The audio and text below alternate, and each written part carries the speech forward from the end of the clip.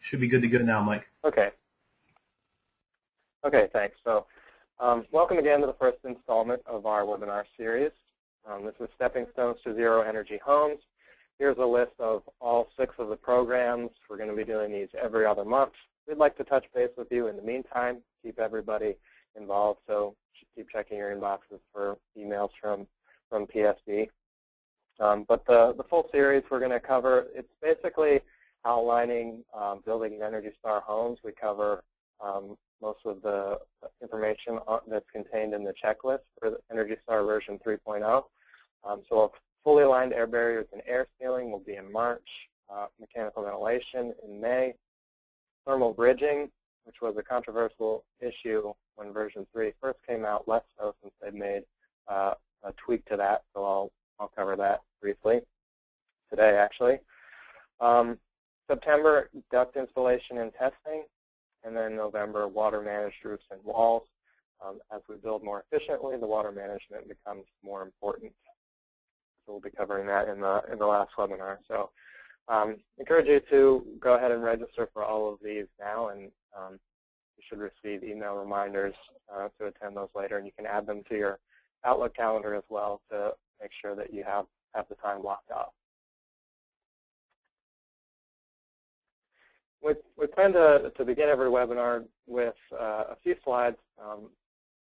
First, just reminding you about the incentive levels that are currently available, or if you haven't been paying attention to the program for a while, if you were previously participating and then kind of dropped off and are now thinking about getting back into it. Some of these things have changed from previous years, so this information could be new to you potentially. But just as an overview, we have builder incentives, $400 per unit. That's the baseline incentive if you're meeting all the eligibility requirements, plus an additional 10 cents per kilowatt hour in projected savings.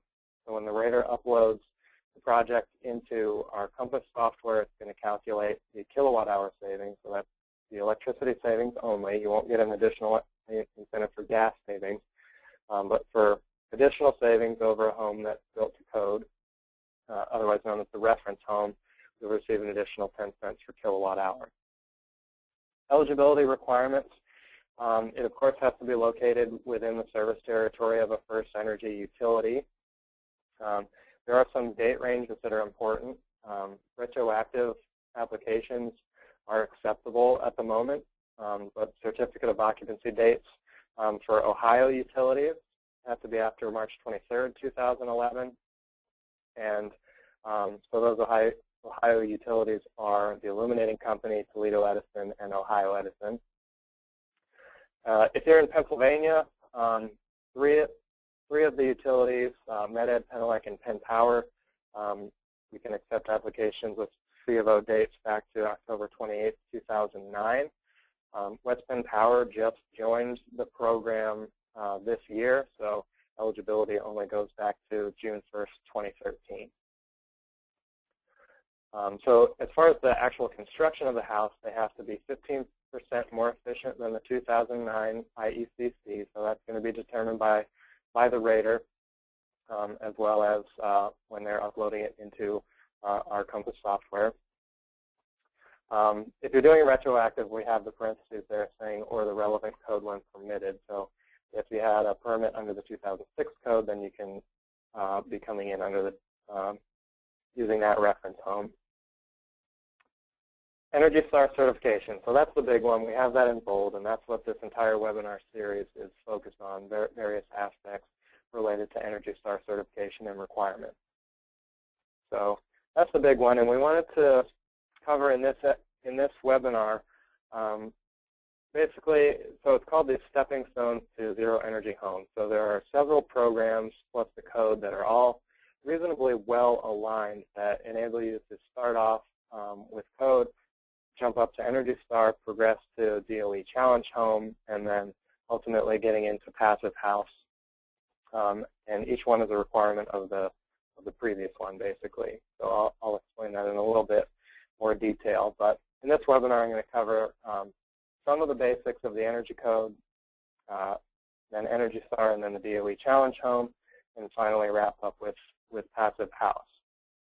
So keep in mind that the only requirement for this program as far as certification is the Energy Star Homes program. But if you choose to go further and build more efficiently, you can get additional incentives. They're not directly tied to the DOE Challenge Home or Passive House, so you could build a more efficient home than is required by minimum Energy Star requirements and still receive the incentive. But there are some advantages in tying yourself to these programs in terms of some of the recognition and guidance and resources that the programs make available.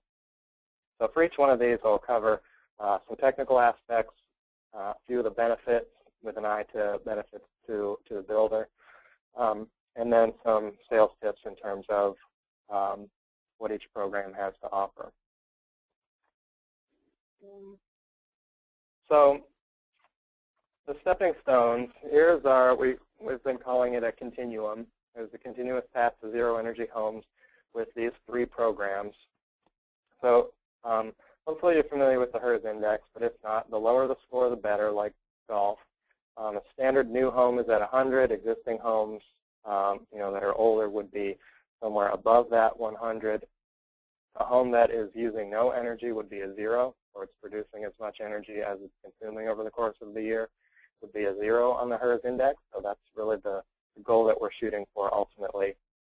But this graphic is showing where the various certification programs fall along the HERS index. These aren't exact numbers. It's going to vary from home to home, but these are what we thought were typical estimates of what your HERS index would be for participating in each program. So we get HERS index around 80 for Energy Star, 50 for the challenge home, so that's basically meaning that it's using half of the energy that a standard new home would be using. And then Passive House getting down close to 0 energy, very low energy houses, so using somewhere in the neighborhood of 80% less energy than a typical new home. So some of the benefits of progressing along the lines of this continuum is, first, future-proofing from advancing code. So we've seen pretty rapid advances in energy code stringency over the last 5 or 10 years. 2006 is now kind of used as a baseline for new homes.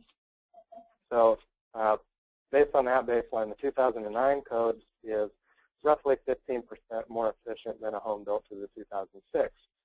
And then we're not on this in Pennsylvania or Ohio currently, but the 2012 code, which some states around the country are starting to adopt, is another 15% or so more efficient than homes built to the 2009 code. So just going back to 2006, homes that are built to the 2012 code are 30% more efficient. So we are seeing rapid advances in the energy code.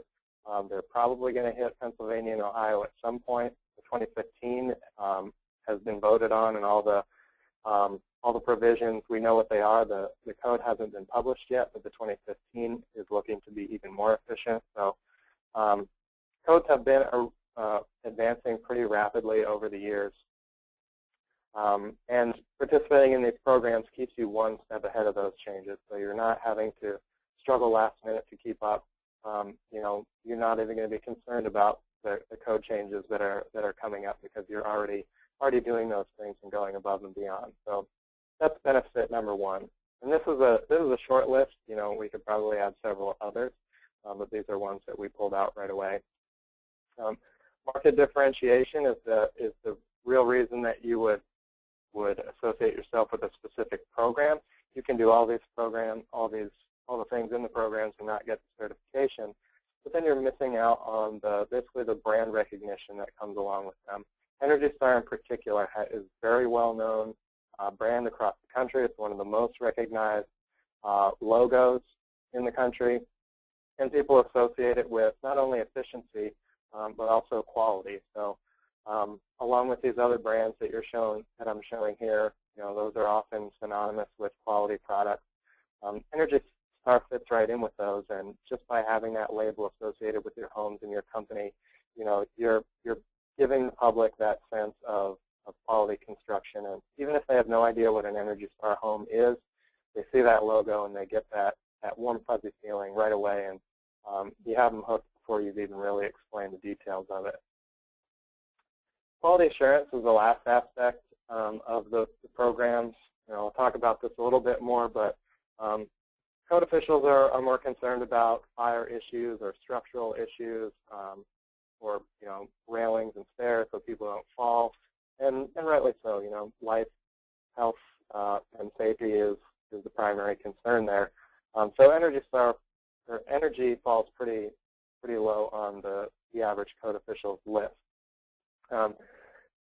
So given that, you have relatively lax enforcement as compared to what you're going to get with a certified, well-trained HERS rater that's going to be involved in these programs. So that, in combination with the checklists that are involved, you're getting very thorough review of the work that's being done. Your subcontractors are doing the work that is supposed to be done, and you have a record of that as well.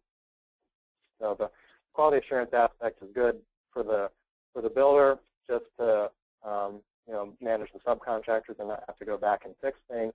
But it's also a good thing to promote to the potential home buyer. They want to know that there has been some level of quality assurance going in, and that they're not going to have problems or warranty issues down the road. So the next series of slides, I have some tables that I'll go over briefly that are comparing basically one step to the next. So starting out with the energy code. Excuse me. Had to take a drink there. We have 2009 IECC or Chapter 11 of the IRC. These are basically identical. So we have, that's the code in Ohio and Pennsylvania currently. There's something called the above code programs provision in Chapter 1 of the IECC that would allow a code official to accept an above code program, local, national, state program. So Energy Star would qualify for that. They would accept that as code compliant. And so if they have documentation of that, then they wouldn't have to do any energy-related inspections. So potentially you can cut down on the number of code inspections that are happening if you can convince them to use that above code programs provision. So basically, Energy Star would qualify as one of those, being above code.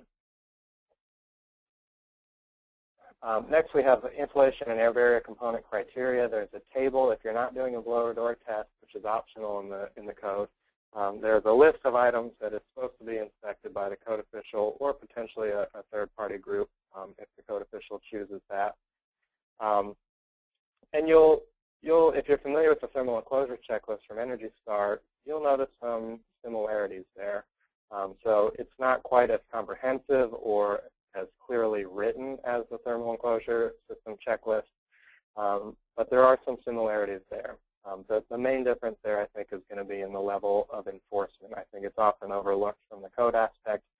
Thermal enclosure system checklist, you have an actual physical checklist that's going to be completed by a well-trained, qualified, certified HERS rater.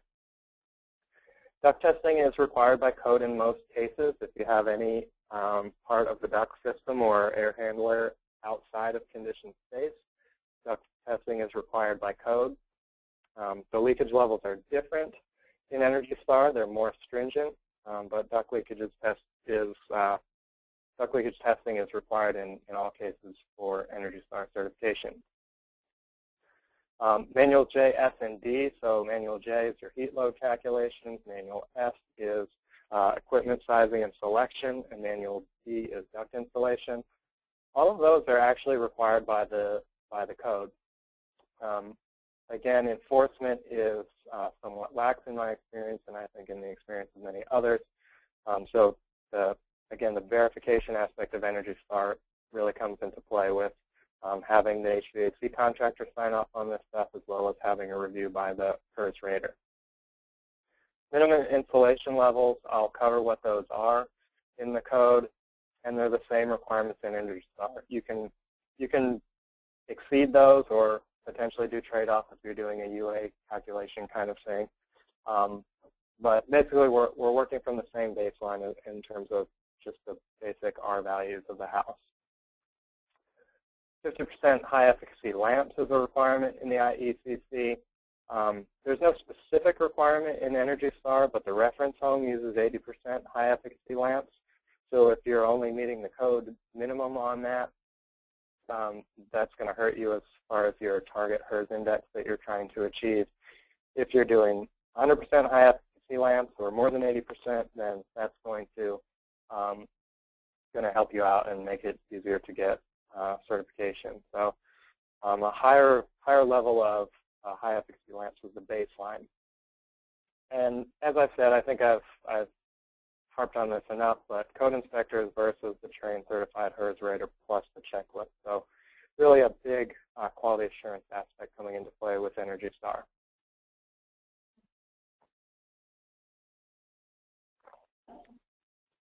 Okay. Somebody is raising their hand here. I'll see if I can figure out what is going on. Yes, would you like to? Hey, Mike, it's me. It's Rob. Okay. Did you have a comment? Yeah, just on that last slide on the high efficacy lamps thing. Just as a reminder, because our programs are kilowatt hours based, it's important to not only if you're a builder, put in those high efficacy lamps, but also if you're a rater to make sure that you're counting them, because those really add up. It's really one of the #1 things that we see coming through the program that can make a huge difference in the amount of incentive that the builder gets. So I just wanted to make that point. That's a really good point. So lighting, appliances as well are very important aspects. And as far as the rating procedure, it's easy to just leave in some of the defaults in the software program rather than actually going in and inspecting the light bulbs and entering in the information specifically about the appliances. But that is really what is going to drive the incentive above and beyond that $400 baseline incentive. The lighting and appliances, particularly in a gas house, are really going to be what drive the savings. So yeah, raters should be paying specific attention to that lighting and appliances screen to really reap the rewards. Thanks, Rob. Okay, so now comparing Energy Star with the next level, the DOE Challenge Home. So EPA says an Energy Star home is up to 30% more efficient than a typical new home. For our program, they have to be at least 15%, and they almost always are, just the nature of meeting Energy Star requirements. So 15 to 30% or so is what you're expecting from an Energy Star certification.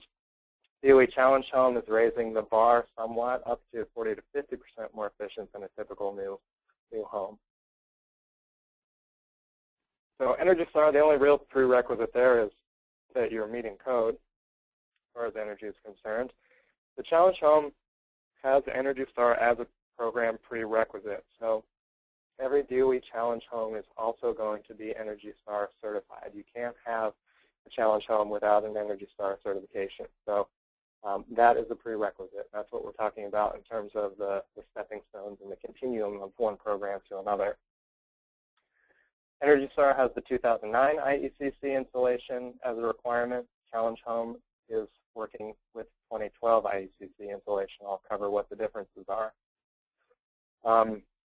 Both of the programs are going to be using the Energy Star thermal enclosure checklist, the 2 HVAC quality installation checklist. That's a mouthful. There's one for the rater and one for the installer, and water management checklist. So just the nature of Energy Star and the Challenge Home being a part requiring Energy Star, all of those checklists are going to be accomplished. Okay. And then we have Energy Star windows and appliances. They're used in the reference home, so if you're using something worse than Energy Star, that's going to hurt you. If you're using it better, something better, it's going to help you. DOE Challenge Home actually goes to the extent of actually requiring that the windows and appliances are Energy Star certified. So not a huge difference, but that is a more prescriptive requirement in the DOE Challenge Home. Where you really start to diverge, I shouldn't say diverge, but where you really start to build upon Energy Star is efficient domestic hot water distribution systems. There's requirements about the amount of water that can be basically held between the water heater and the fixtures.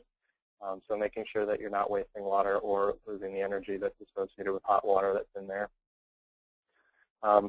Ducts have to be in conditioned space. That is a requirement of every DOE challenge home, that all of the ducts are in conditioned space. There's one exception, but it essentially brings the ducts into conditioned space using some spray foam.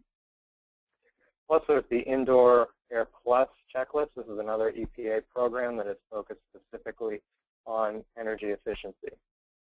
Excuse me, on indoor air quality.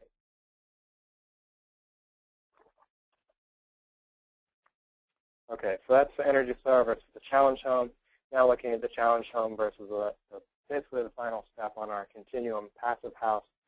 Now we're at 80% or more efficient than a typical new home. So now we're really getting into the cream of the crop, ultimate in energy efficiency.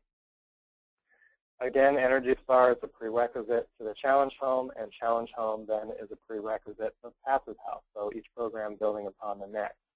So if you have a passive house, it is by nature a challenge home, and it is also a certified Energy Star home. So all of those requirements that we saw from Challenge Home and Energy Star are still a part of this. And then what is added with Passive House is now they're moving into some prescriptive-based, performance-based requirements. You have an airtight shell. This is at 0.6 ACH50 or less. And that is extremely tight. If you go back to code is 7 ACH50 for the 2009 code if you choose to do the blower door option. 2012, that requirement went down pretty drastically to 3 air changes per hour at 50 pascals. And now this is at 0.6 for passive house. So this is an extremely tight house. Even if you're not familiar with the units, just know that it's an extreme amount of detail to air tightness. Annual heating and cooling requirements. So they have basically you'll do some energy modeling and determine how much energy it's going to be used for heating and cooling over the course of a year, and it has to be under this number here, which intuitively probably doesn't mean a whole lot. I know it doesn't for me just looking at it, but it's a very low amount of energy. Primary energy also sets a requirement. Primary energy is sort of a long story, but it has to do with inefficiencies in electricity generation. The short story is that, for every 3 kilowatt hours that you have of energy that you have in the fuel that's burned at a power plant, you only end up with about 1 kilowatt hour back at the house. So they want to focus on primary energy because of just the overall inefficiencies involved with electricity generation typically. Okay. So I have a couple questions. Please discuss financing.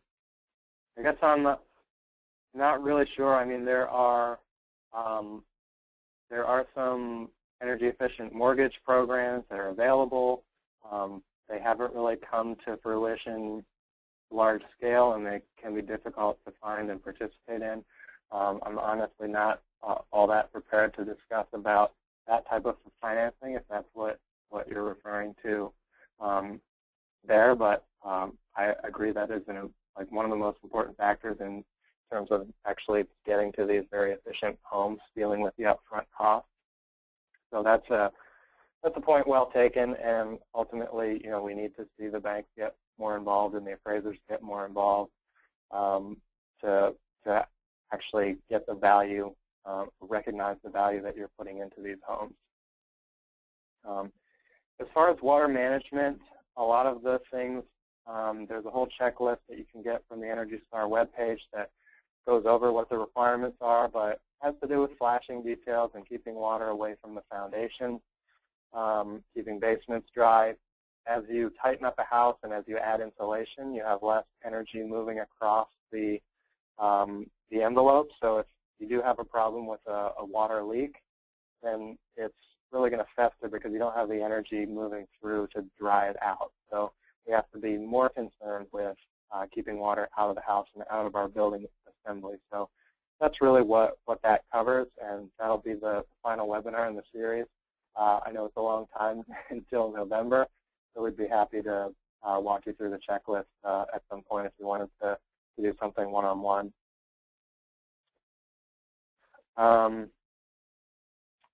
Okay, I'm going to have to pause on some of these questions so I can get through, but I'll try and get back to those at the end.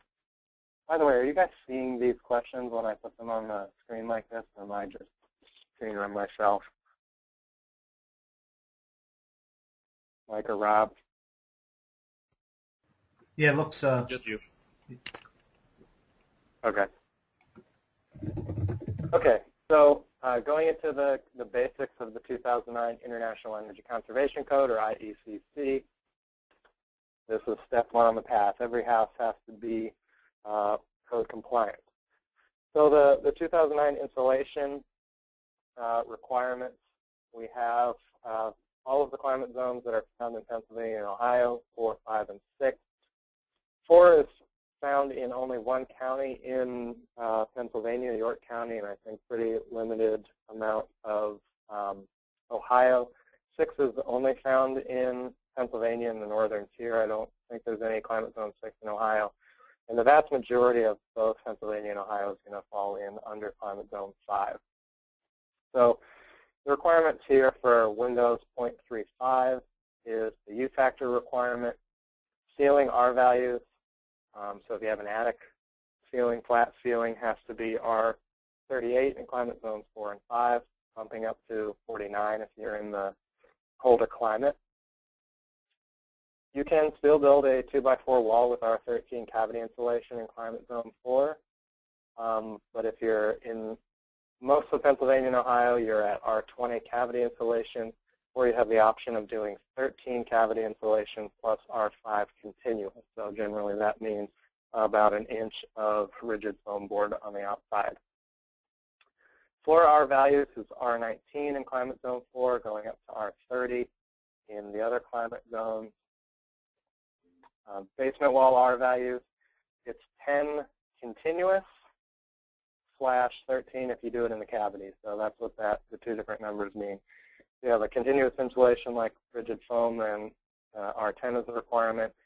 It goes up to R13 because you do have losses through framing if you're framing out the basement and only installing cavity insulation. So that's why it's up to R13. Even higher R values in climate zone 6. Slab R values are 10, so that would be about 2 inches of a rigid foam product. And that has to extend from the top of the slab to create a thermal break and then continue below grade for a distance of 2 feet.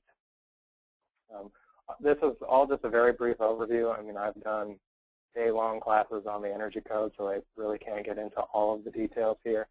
But just wanted to give you some sense of the code if you're not familiar.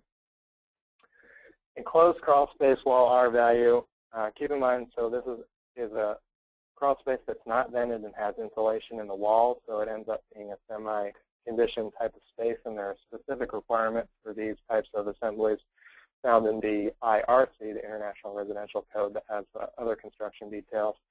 But the wall insulation requirements are the same as the basement for climate zones 4 and 5, 10 if it's continuous insulation, and 13 if it's cavity.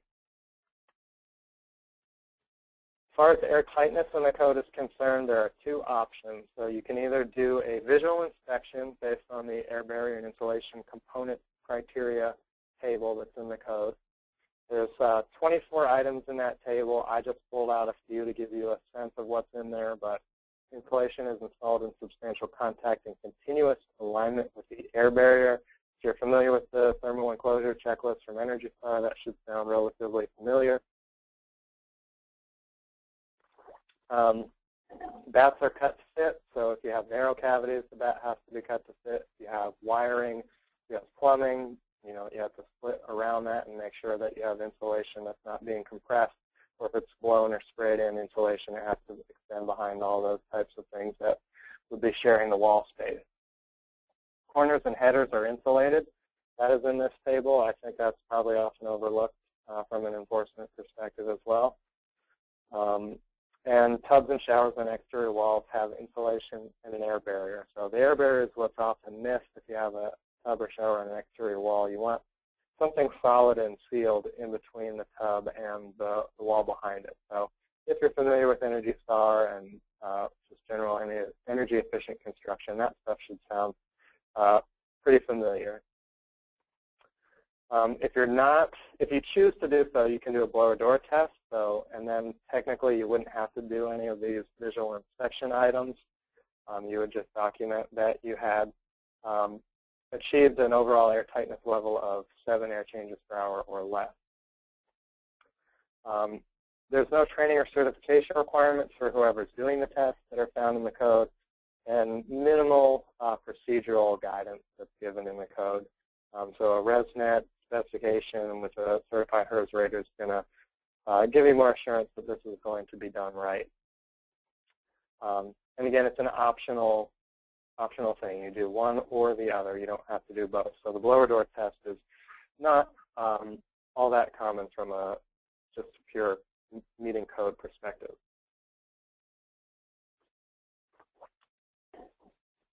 So duct tightness, you can do a post-construction test. You can either do leakage to outside or a total leakage test. I have the numbers here, 8 CFM if you're doing a leakage to outside, 12 CFM at 25 pascals per 100 square feet if you're doing a total leakage test. Instead of the post-construction test, you have the option of doing a rough-in test. And then it's a total leakage of 6 CFM per 100 square feet, so a little bit more stringent than if you're doing it at post-construction phase. And you can do it with or without the air handler. If the air handler is not installed, then it's even more stringent level of 4 CFM, 25 per 100 square feet. So these levels are not as tight as the Energy Star version 3 requirements, but still a requirement in most cases. Again, enforcement is going to be less consistent than with an Energy Star home. And so just like the blower door test, there are no training or certification requirements for whoever's doing the test, and you know, not real high level of specificity in terms of how the test is supposed to be performed. Finally, with code, we have 50% of lamps having to be high efficacy, which we covered before. And appliances are totally outside the scope of energy code, so they're regulated by the federal government. The Department of Energy has determined that appliance efficiencies can't be regulated, so including HVAC and other appliances. They can't be regulated by the energy code. They can be in there as long as there is an option that will allow you to basically get around it and use the federal minimum efficiency levels. But currently there's nothing about appliance efficiencies in the energy code. So the benefits of meeting code, you know, you're building a pretty good house. I will give it that. The energy code has come a long way. And if it is being enforced and you are truly building to the energy code, you're building a pretty good house. You know, it's going to be a lot more efficient than a house that was built 10, 20, 30 years ago. But another reason from the builder's perspective, you're limiting your liability by meeting code. I know the law in Pennsylvania, municipal code inspectors have very little liability as long as they're, you know, essentially doing their job. They're not liable for anything that would go wrong. So it's ultimately the builder that is responsible for making sure that everything is code compliant. Stay out of jail. I have that in their tongue-in-cheek. I'm not aware of anybody going to jail for an energy code violation, but the code is the law, so you're better off meeting code and protecting yourself. Okay, let me check in on some questions here. Okay, Tony, I think we're going to have to check in with you after the program. I'd love to address all of these questions and have a discussion with you. Not sure I'm going to be able to address all of them, but benefits of using ICF is your question or comment. They will come into play, especially with some of the thermal bridging requirements, because you do get rid of thermal bridging, so there are some clear benefits there because you don't have any framing interrupting the insulation in the building shell. And also they tend to be very airtight, so there are some clear benefits of using ICFs. And that is in the Energy Star thermal bridging requirement. Using ICFs is one of the ways that you can meet those requirements. So yeah, Tony, we'd love to talk to you more afterwards. All right. Oops. So Energy Star certified homes, some basics. Rating is required with a target HERS index, so this actual number is going to vary based on the size of the home, but typically somewhere in the neighborhood of 80 or 20% or so more efficient than a typical new home. And then the quality assurance checklist, which I've mentioned before, 4 different checklists, 2 are HVAC related, but you have very thorough quality assurance. Insulation levels, 2009 IECC is the minimum. Grade 1 installation is required for Energy Star, so looking at the diagram here.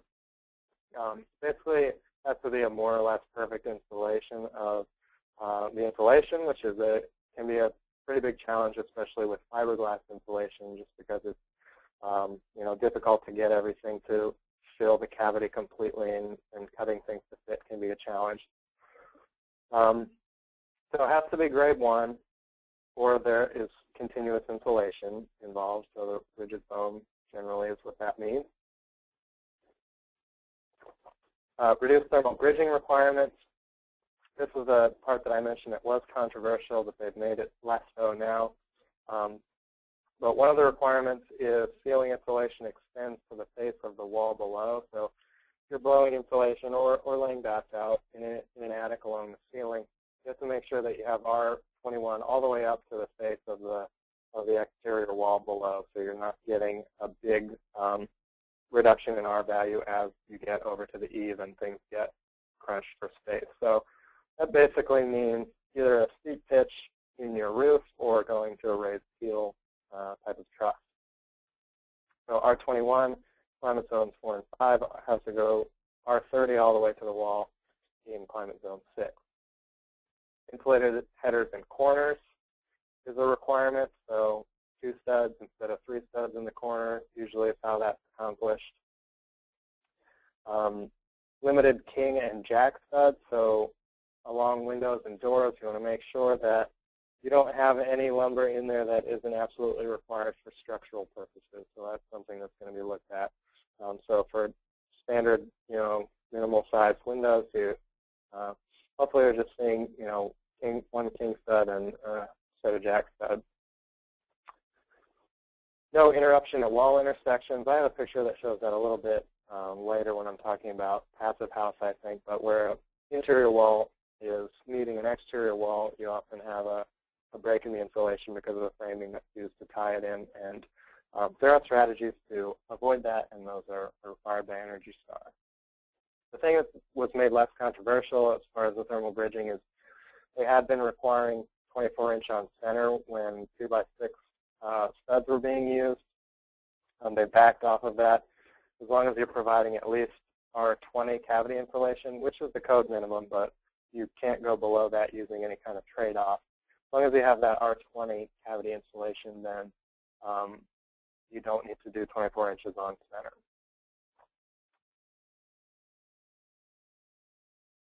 Blower door testing, this is going to happen as part of the rating, so rather than being optional for code, this is going to be a part of every Energy Star home. There's no prescriptive limit in terms of the air tightness, but if you look at the reference home, it's 5 ACH50, so that's tighter than the code. That's for climate zone 4, which is limited in Pennsylvania, Ohio. Most of you are going to be building in areas where the requirement or where the reference home is at 4 ACH50. So considerably more stringent than the 2009 code. It's not as stringent as the 2012 code, and it's something that's going to be done every time. And the thermal enclosure checklist, fully aligned air barrier, sealing and penetration. The list goes on, and we don't have time in this webinar to go through it, but in the next webinar, I think it is, we'll go into that in some detail. So leakage limits, as far as ducts are concerned, hopefully everybody can hear me. I'm getting a message here that's saying the connection to the server has been lost. Rob and Mike, can you guys hear me? Yeah, I can still hear you good, Mike. Okay, that's good to hear. So our leakage limits, if you're doing, here the code gave you an option of doing it at a rough-in phase versus post-construction. Energy Star, you're doing both. So rough-in has a 4 CFM limit with the air handler installed. That requirement was 6 based on code, or 4 if you didn't have the air handler installed. And they also have to do a total leakage at a final inspection kind of time frame that is 8 CFM, 25 per 100 square feet. So that is also more stringent than the 12 CFM that's required by code if you do the total leakage test. And again, you have a certified, trained person using a resident-approved protocol.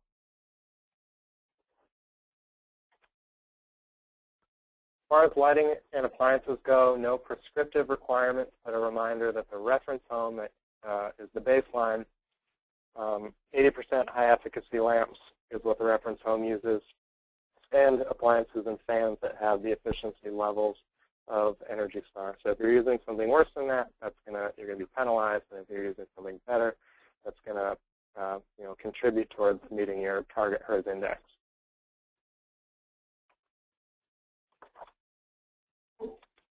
Quality assurance, the fact that testing is going to happen in every Energy Star home. There's a very thorough, comprehensive checklist that's filled out by a trained individual.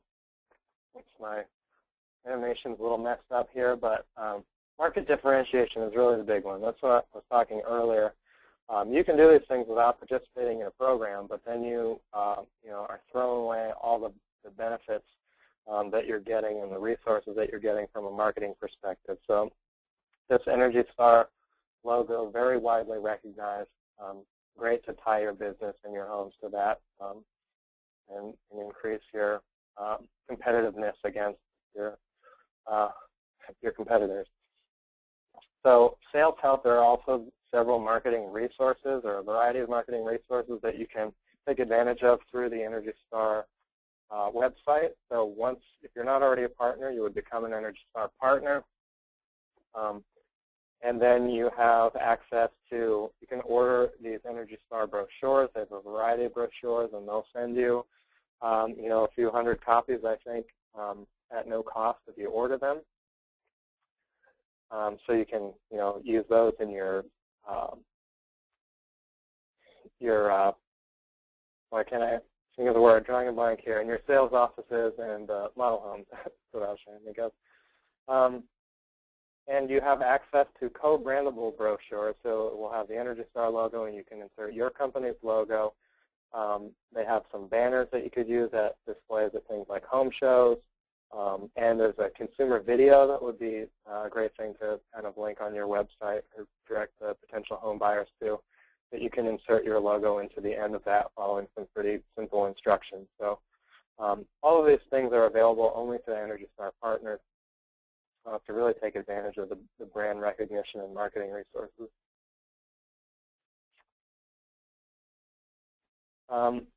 More sales tips. They have these as part of their suite of brochures. They have a brochure that covers all of the checklists that are required and a couple other things. So complete thermal enclosure system, explaining it in plain English for home buyers, heating and cooling system, water management system, efficient lighting and appliances, independent inspections and testing. So, they're taking a lot of the thought out of it from a marketing perspective, and you have this information at your fingertips that you can provide to homeowners to really explain the benefits behind buying an Energy Star certified home.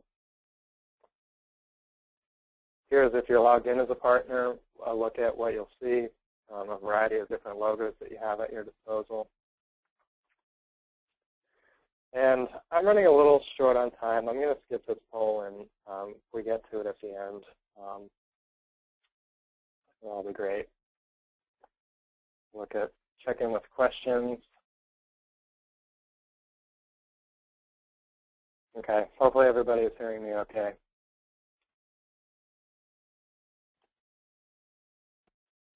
DOE Challenge Home, step 3 on our way to zero energy homes. The basics, Energy Star is the prerequisite, 2012 insulation requirements. All ducts are in conditioned space. Energy Star appliances and fans are a prescriptive requirement. Efficient domestic hot water distribution and an indoor airPLUS certification.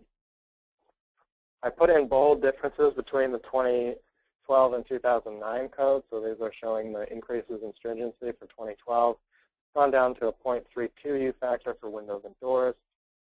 R49 is required in the ceiling in all climate zones. Climate zone 4 has gone up to R20 or 13+5. Now, the interesting thing, if you're building in the Great White North in Pennsylvania, you're basically required to use continuous insulation no matter what. So that was a big development for those climates. Basement wall insulation requirements have gone up in climate zone 5, as have enclosed crawl space R values for climate zone 5 and 6.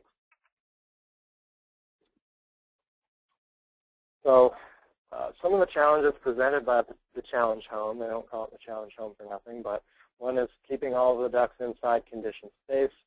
So you really need to put some thought from the design phase as to how you're going to accommodate the ducts. So incorporating chases, drop ceilings, doing enclosed attics and crawl spaces, so unvented attics, crawl spaces, and there might be some other strategies there, but you really have to think about how you're going to bring all of the ducts inside. No more than 10 feet of ducts outside the thermal boundary, so they do have a limited exception to the ducts in conditioned space. But basically, you would have to avoid having ducts in unconditioned space, basement, vented attics and crawl spaces, and exterior walls. And that tends to be the tricky one, keeping them out of exterior walls with the open floor plans that we're seeing these days. Efficient hot water distribution systems. They have prescriptive requirements for the amount of water that can be stored between the water heater and any hot water fixture. So 0.5 gallons, and then no more than 0.6 gallons can be released prior to the arrival of hot water. So somebody is going to test how long it's taking and how much water is going to be released when you open the hot water tap to when you start actually getting hot water at the fixture. So this is preventing any energy waste of the slug, as it's sometimes called, that's just sitting in the hot water line that is not actually being used as hot water once the hot water is shut off, and also reducing the amount of water that's wasted.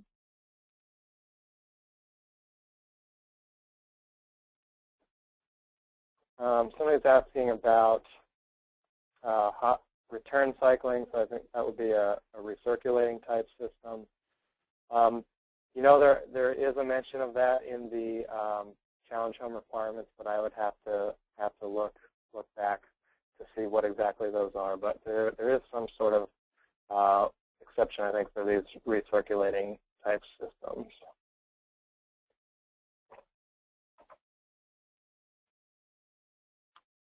Indoor airPLUS. Again, this is something that you could probably do. I'm sure you could do a whole webinar on. But it's just a little shot of the checklist that you're using. But you're basically just trying to manage the sources of pollutants on the inside, and then, with ventilation, making sure that you're getting anything nasty outside. So there's moisture control as part of this, because that is going to affect mold, and potentially the habitat for dust mites is affected by moisture levels. Radon control would be a requirement if you're in the radon area. Pest management, that's pretty limited, just making sure you're have insect screens and things on certain types of vents. HVAC requirements, combustion, venting, making sure that if you do have open combustion equipment, all of that stuff is vented properly and getting to the outside. Building materials, certain building materials have high levels of formaldehyde, et cetera, so there are certain requirements there. And a homeowner education piece, because they're going to play a big role in terms of the indoor air quality of the home based on their behavior and the products that they bring into the home. Again, this is a much bigger subject than we can cover here, so I have a link to the checklist there, or you can just Google indoor airPLUS and find that, no problem. So benefits of the challenge home, if you are competing with an Energy Star builder, now you've taken the next step. You're building even better than Energy Star. You can gain recognition as a leader. There's a Housing Innovation Awards program that the Department of Energy does. So you can get nominated or submit an application and get some recognition, which is great to promote to your potential home buyers. 6 value propositions, which I'll cover on the next couple slides. Higher appraised values. They have this goes to Tony's question from before about financing. If you go to the Challenge Home website, they have a variety of resources. One includes a webinar that I think it was Sam Rashkin at DOE did with tips for getting the appraisal that you deserve. So the link to that PDF of that webinar is there. So with a Challenge Home, you're getting access to the Symbol of Excellence brochure that is available. The DOE Challenge Home label is going to be there, as well as the Energy Star label, so you have another label there, and that's actually showing how it's even better than Energy Star. And you have access to logos and labels with printing instructions. So here's that brochure, and it has the 6 value propositions, which I won't get into detail, but healthful environment, comfort, advanced technologies, ultra-efficient, quality built, durability. Those are the items that they've isolated from a marketing perspective in terms of addressing the homeowners, and this is what the DOE Challenge Home can offer you. Energy Star can as well, but to a lesser extent. So all of these things are items to promote to your buyers. And here this brochure has little explanations of each one of those 6 value propositions. And finally, we're almost there with Passive House being step 4. Now we're getting very close to a zero energy home. I covered those, the air tightness requirements earlier in the program. So very airtight, very low energy use. They don't really care how you get there, but you just have to have energy modeling performance going to demonstrate that you are using very low energy. A few recommended items: very efficient windows. These would be triple pane plus type windows. A ventilation system with heat recovery. So that's going to provide fresh air while limiting the energy penalty that you would have from a normal ventilation system. And thermal bridge-free construction, so Tony getting at the ICF, that would be one benefit there, but other things would be SIPs or exterior rigid foam, et cetera. So this is an example of, like I said, there's more than one way to skin the cat, but this was a Building America project. But this is an example of the type of wall that you would see in one of these very low energy use homes. This is a double wall construction, so they have 2 2x4 walls, basically, that they've built, but they use a 2x8 top plate and bottom plate to tie it all together. So they ended up with an R40 wall altogether. You'll notice they also have rigid foam on the outside. So this is really whole hog. Not every passive house may even may go to this extent, but they've ended up with an R40 wall assembly with no thermal bridging based on the foam, but also the double wall construction. You don't have studs going all the way through from one side of the wall to the next. You have these wall intersections that you have ladder framing or some other strategy there that's preventing you from having an obstruction there. 2 stud corners, so you have an insulated corner. So the only thermal bridge is coming here from that one stud in the corner. But just an example of maybe the type of wall that you would find in a passive house. But structural insulated panels, ICF, all sorts of different ways. 4 inches of rigid foam will get you in that neighborhood. Using passive solar techniques is another. This is where passive house gets its name.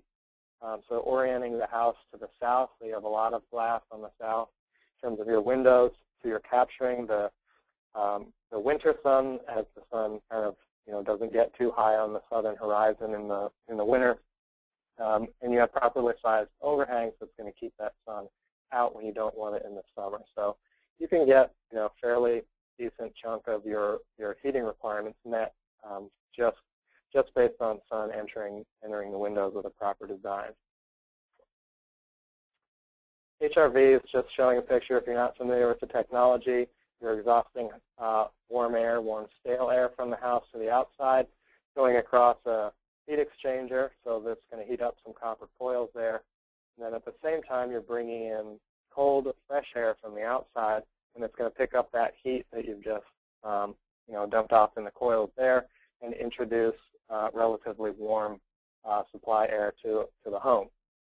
So that recommended 75% efficient HVR system from Passive House means that for every 100 BTUs worth of energy that you would normally be wasting with this ventilation system, you're recovering 75 of those BTUs and bringing them back into the house. So pretty cool system there, and provides the much needed ventilation when you have these extreme levels of air tightness. And then the next challenge becomes with these, the loads are so small it's hard to find equipment that is small enough, particularly like with a gas furnace. So, I mean, some things that you might consider, not that it can't be done with a gas furnace, but some things that you might consider are mini split heat pumps. Those can also be extremely efficient. On the other side of the efficiency spectrum, electric resistance is probably the worst way generally to heat a home, but because the loads are so small, you can have very small electric resistance strips, and they would be coming on so rarely that it really doesn't matter how efficient the system is because the loads are so small to begin with. Some of the benefits, comprehensive design and energy model review. This is going to be a certified passive house consultant. So this is going to be a HERS rater that has additional training and knowledge. Rigorous quality assurance, so there's additional checklists. The HERS index score is a part of this, just as it is with Energy Star and DOE Challenge Home. It's one-stop certification, so again, you're getting the DOE Challenge Home certification, you're getting the Energy Star certification, all with one basic rating process. And listing on the Passive House Institute US website, Certified Projects Database. Their website is located here. And right now, you would be in a very elite group of home builders in Pennsylvania and Ohio. There are only 8 listed when I checked the other day in Pennsylvania, and you could still be the first in Ohio. So that is some incentive. You can really say that you're in a very elite group, cream of the crop type building of the future. Yeah, let me check a So, question. Mike, Rob? just a real quick note on that. That's not to say that there haven't been any passive houses built in Ohio. We have had a couple come through the program. What this specifically refers to is you have to take an on-site training to become a passive house builder. So there's nobody yet in Ohio that's done that. But yeah, you certainly could become the first. But yeah, again, not to say that there haven't been any built. There are some things that have been done, but this is just a level of certification that is well above and beyond what most builders are doing out there. Right. Thanks for the clarification. So the 5th step, which I haven't mentioned so far, is adding a renewable energy system. When you get the loads very small, you can meet those loads with a relatively modest renewable energy system with the ultimate goal of offsetting most or all, or potentially even generating more energy than you're consuming over the course of the year. That would be a positive energy home. But so we have a solar thermal system here and a relatively small photovoltaic system as well. But the strategy here is to reduce the loads first before you spend the money on renewable energy. All right, so starting to wrap things up, as far as the program is concerned, you can submit homes that are Energy Star certified, and if you go on to get these other certifications, that's great too. The more efficient the home, the higher the incentive. So $400 plus 10 cents per kilowatt hour.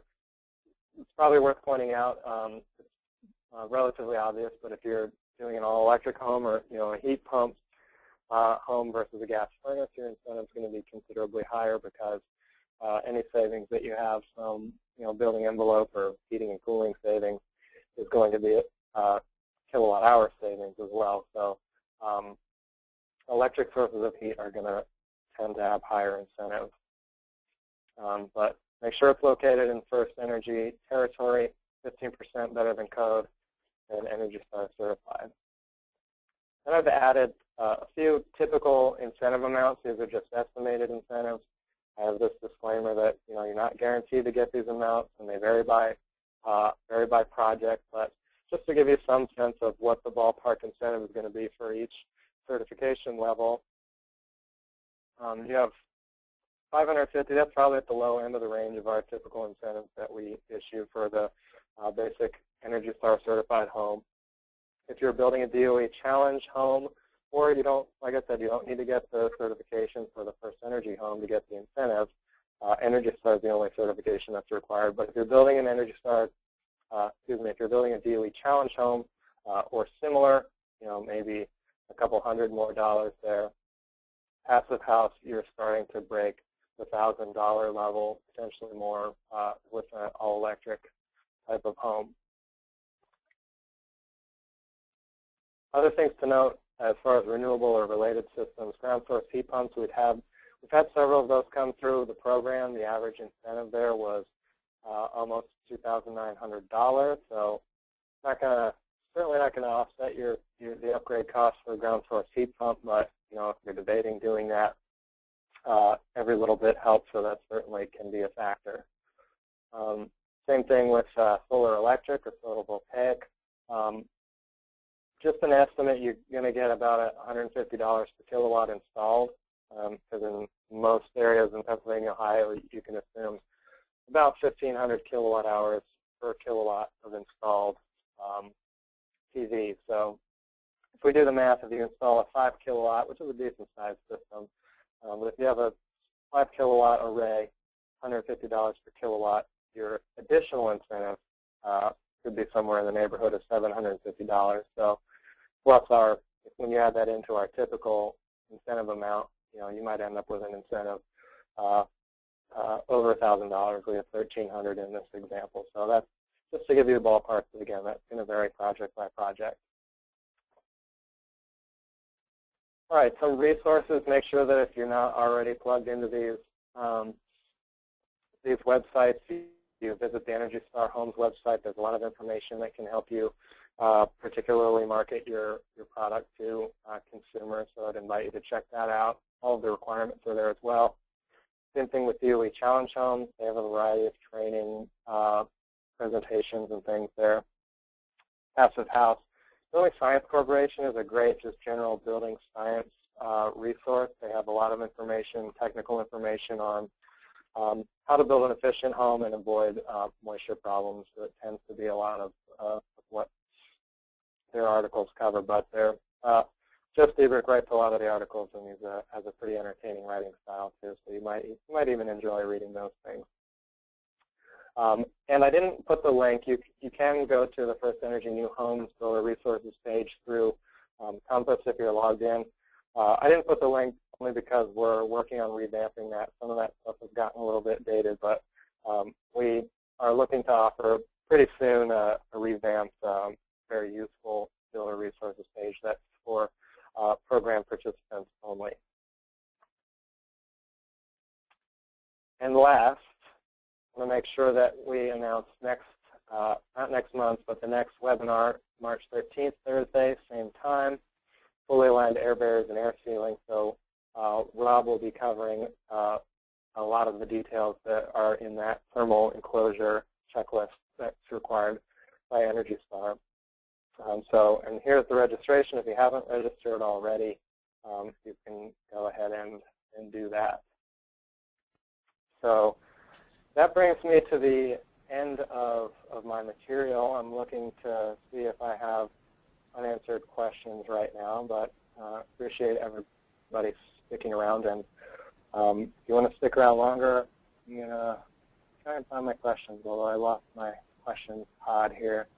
So Mike, while you're doing that, let me just give a little bit of a preview to the next installment here. I know a lot of people on the webinar today, and probably that will be on the webinar on the 13th, are people who have done or are doing Energy Star homes. So the focus there is not going to be just here are the requirements and happy trails, good luck. Kind of thing, but we're really going to try and focus in on some of the questions that have come up, things people are struggling with, things people are, just that our QA is uncovered, that kind of stuff. So hopefully, even if you're an old hand at building Energy Star homes, maybe some of these people have some of the same questions and issues that you have. So still worth tuning in if you've done Energy Star homes in the past. So I just wanted to put that out there for everyone. Okay, thank you. And I have totally lost my questions pod, and when I'm clicking on the little question mark for unanswered questions, nothing's happening. So perhaps try again if you have a burning question. Otherwise, we're certainly, any one of us is certainly happy to follow up with you after the webinar. So not seeing activity. I'll say thanks, and